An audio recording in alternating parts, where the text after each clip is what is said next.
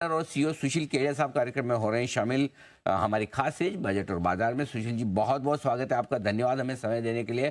चाल दोनों ही जानना चाहता हूँ, एकदम छोटी अब से लेकर बजट तक की, और बजट के बाद भी अगर आपको एक व्यू देना चाहे कि क्या कुछ हो सकता है बाजार में, जरा समझाएं सर।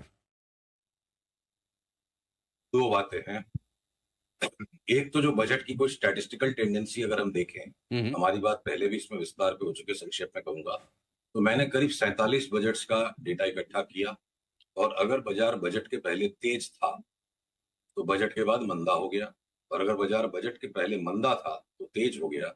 इसके सिर्फ मात्र 3 ही अपवाद है 47 में से, तो यानी 92.5% की प्रोबेबिलिटी हो गई कि स्टॉक मार्केट बजट जैसे बड़े इवेंट के पहले जिन भावनाओं को बना लेता है वो भावनाएं पूरी नहीं हो पाती, एक्सपेक्टेशंस फेलियर होता है। ये बाजार का नेचर है। तो उस टेंडेंसी को ध्यान में रखते हुए और जिस तरह से बाजार बिल्कुल गर्मा गर्म है अभी, और साथ उसमें बैंक निफ्टी ने बड़ी कमजोरी के सारे संकेत दे दिए, इंडेक्स की चार्ट ने भी, और इंटरनल्स को भी अगर मैं देखूं, कोई भी एक बैंक अगर मैं खोजूं कि क्या मैं इसको हेज करने के लिए लॉन्ग कर सकता हूं, तो हर एक बैंक की चार्ट चीख रही है, क्यों दादागिरी कर रहे हो, क्यों जबरदस्ती कर रहे हो, हमें गिरना है तो हमें गिरने दो।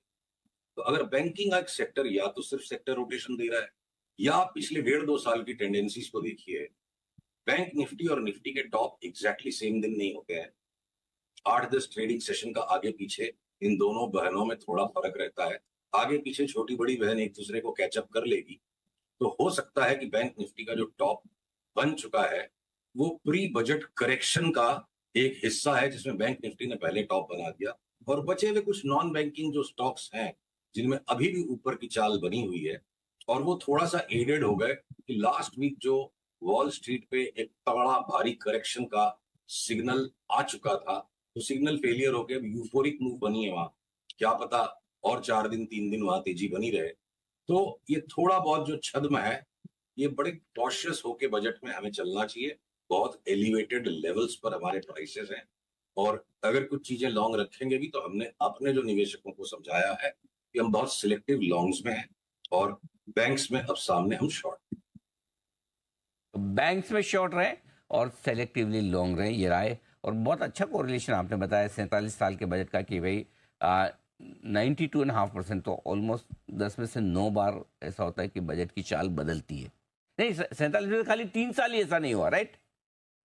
3 साल ही नहीं हुआ, एक मधु दंडोतिक जी का बजट जिसमें बहुत तेजी हो चुकी थी और बाजार फट गया बिल्कुल ऊपर, एक मनमोहन सिंह जी के बजट में ऐसा हुआ, और एक और बजट है मैं ध्यान नहीं आ रहा है। ठीक तो बात है। ये 3 ही बजट में ऐसा हुआ कि तेजी का बाजार तेजी में फटता चला गया। बाकी हर बार बजट मार्केट को डिसअपॉइंट इसलिए नहीं करता कि फाइनेंस मिनिस्टर कोई सा भी कमजोर है।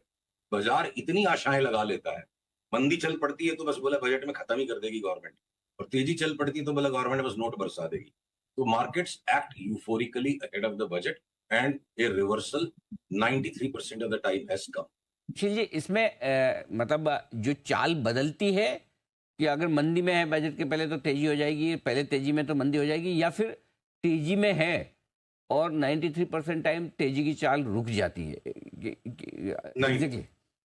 तेजी मंदी जो भी है उसमें उलटफेर हो जाती है, उलटफेर हो जाता है। बिल्कुल ठीक बात है, बहुत बढ़िया। तो मतलब अगर अभी हम मजबूती के साथ बजट में जा रहे हैं, तो फिर इसका मतलब ये है कि बजट के बाद थोड़े करेक्शन की संभावनाएं बढ़ जाती है। ये संभव इंटरेस्टिंग। है ना कि अभी से लेके बजट तक हम ऑलरेडी अच्छा खासा करेक्शन दे रहे हैं। हाँ, अगर पहले ही घट जाए तो फिर अलग बात है, बराबर है, ठीक बात है। जैसे बैंक निफ्टी आपने कहा चांसेस चांसेस अनिल जी मुझे इस बात के लग रहे हैं कि जी जी। प्री बजट करेक्शन स्टार्ट हो चुका है, और बैंक निफ्टी ने लीड ले ली है। बैंक निफ्टी के पीछे पीछे बाकी भी चीजें, 2-4 दिन का फर्क, ये भी सब करेक्ट कर जाएंगे। ठीक बात है। तो आपके कहने का मतलब है कि निफ्टी में अभी खरीदारी तो बिल्कुल भी नहीं करनी, या तो ना, कौन कौन से लेवल को पार करे, ऊपर ब्रेकआउट दे तब खरीदना है, या नीचे किस सपोर्ट लेवल के आसपास आए तब खरीदना है? इसमें भी एक बात और है। हम्म। सारे सवालों के जवाब ढूंढना एक ट्रेडर का काम नहीं, ऐसा हम मानते हैं। हम्म। तो अगर हमें सरल सौदे इंडिविजुअल स्टॉक्स में मिल रहे हैं, तो मैं निफ्टी में भी, देखिए, बात को थोड़ा रंगीन करने के लिए कहूं, जो वक्त पिक्चर का ये एक डायलॉग है, राजकुमार ने कहा था किसी दूसरे को, एक विलेन को, कि चुनार सेठ जिनके घर शीशे के होते हैं वो दूसरों को पत्थर नहीं मारते। तो हम्म। मुझे लग रहा है अभी निफ्टी बैंक निफ्टी को कह रही है, चुनार सेठ तुम्हारा घर शीशे का है, तो मुझे पत्थर मत मारो। बैंक निफ्टी घटेगी और बैंक टूटेगी तो सारे फाइनेंशियल्स का सबसे बड़ा वेटेज है निफ्टी पे भी, तो प्रेशर उधर भी है। पर फिर भी काफी सारे इंडिविजुअल स्टॉक्स निफ्टी के या निफ्टी के बाहर ऐसे हैं जिनको अभी बेच नहीं सकते, लेने की जगह है, तो हम स्टॉक स्पेसिफिक तेजी कर रहे हैं। निफ्टी पे व्यू सस्पेंडेड है, बैंक निफ्टी पे शॉर्ट है। ठीक बात है। निफ्टी पर न्यूट्रल, बैंक निफ्टी पर शॉर्ट, और देखते हैं आगे क्या। काफी हद तक मुझे लगता है कि आज मतलब कल आपको समझ में आ ही जाएगा टीसीएस के रिजल्ट्स के बाद आईटी क्या करता है। तो क्या इस बार वापस रिकवरी होकर 24,500 को पार करना है या 24,000 के नीचे जाना है, कल टीसीएस के रिजल्ट्स के बाद डिसाइड हो जाएगा सर? सर इसमें भी ना कठिनाई ये है, ये एक जमाना था जब ये टीसीएस रिलायंस पूरे अकेले बाजार को डिसाइड कर देते। हाँ, कई सारे ऐसे ग्लैडिएटर्स हो गए, ग्लैडिएटर्स इन द रिंग। पहले 2-3 ही थे, अब 10-12 ऐसे स्टॉक्स हैं जो आके निफ्टी को संभाल लेते हैं। मान लीजिए फॉर एग्जांपल टीसीएस से 1 मिनट में मैं लौट के आता हूं आईटी पे। अब अडानी के अगर सारे स्टॉक्स बिल्कुल तैयार हैं कि ये किसी भी टाइम 7-8 दिन की भयंकर रैली बना के 30% बढ़ जाए, चाहे वो अडानी इंटरप्राइज हो, पोर्ट हो, पावर हो, ट्रांसमिशन हो, तो एक तरफ अडानी खड़ा है। और अगर अगर हम चार्ट का ही सहारा ले लें टीसीएस की बात पे आने के लिए, तो सारे प्रश्नों के उत्तर खोजने की बजाय जहां हमें अच्छे सिग्नल मिल रहे हैं उस पर काम करेंगे, और जहां सिग्नल की क्लैरिटी नहीं है तो उसको हम इग्नोर कर देंगे। तो अगर टीसीएस ने जो करेक्शन दे दिया है ऑलरेडी, तो हो सकता है कि कल एक और रैली देखिए, अगर पीसीआर चार्ट दिखा पा रहा है कि टीसीएस के परिणाम ठीक आ गए तो एक बार 4100 तक भी दिखा देगा, तो एक अकेला टीसीएस मतलब एक स्पर्ट दे दे 4100 तक का, और वो निफ्टी को टानता चला जाएगा। अब वो वक्त नहीं रहा, बहुत सारे स्टॉक्स करीब करीब इक्वल वेटेज पर आ चुके हैं। 7-8 दादा लोग हैं निफ्टी में, अब टीसीएस अकेला दादा नहीं बचा। बिल्कुल ठीक बात है। तो ये जरूरी नहीं कि टीसीएस ही डिसाइड करे, बात तो सही है।